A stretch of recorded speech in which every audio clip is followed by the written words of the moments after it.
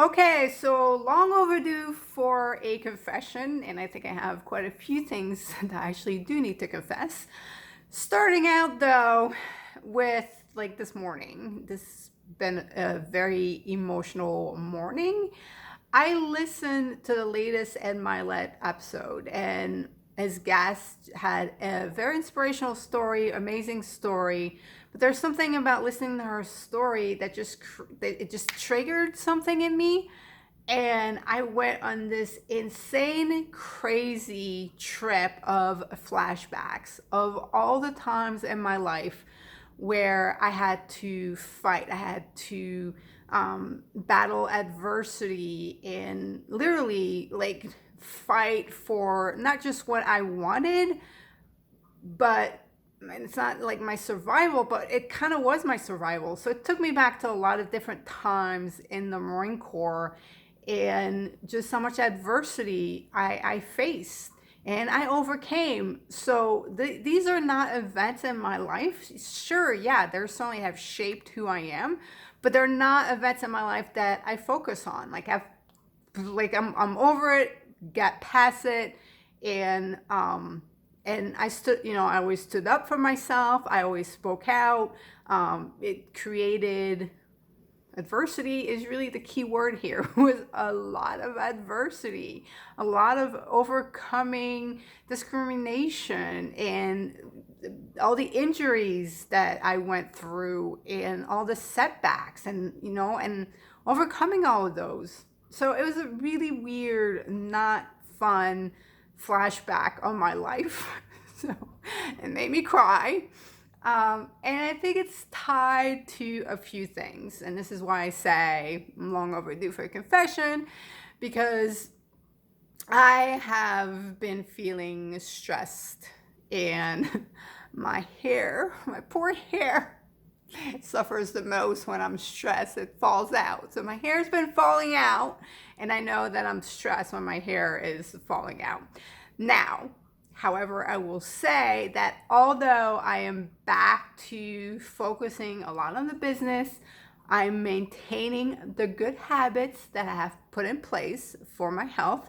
And even though I am being filled with a lot of emotions due to the stress and the things that are happening, what just went down this morning, I am not turning to food. So I'm going to celebrate to the madness of what's happening.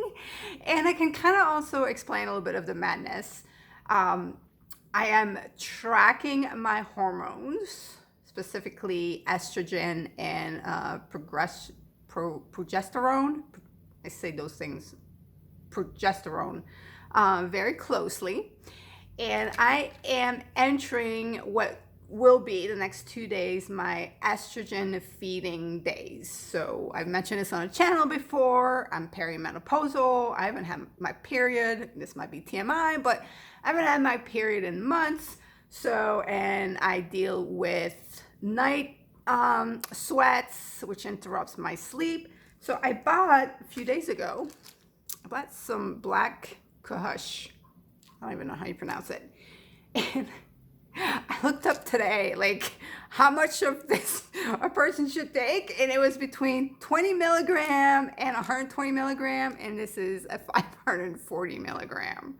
So this is supposed to help raise estrogen, and guess what estrogen does? It makes you somewhat, as in really emotional. So my flashback, while triggered by watching an Ed Mylett episode, might have a lot more to do with an increase of estrogen that is currently happening. Now, I will say that I much rather feel emotional and cry, which actually calms me down after I cry and I can take a little nap, than when I'm in depleted and I'm low and I know I'm having issue with progesterone, whatever that hormone is called, because that makes me angry and frustrated, which actually leads me to be more destructive. And I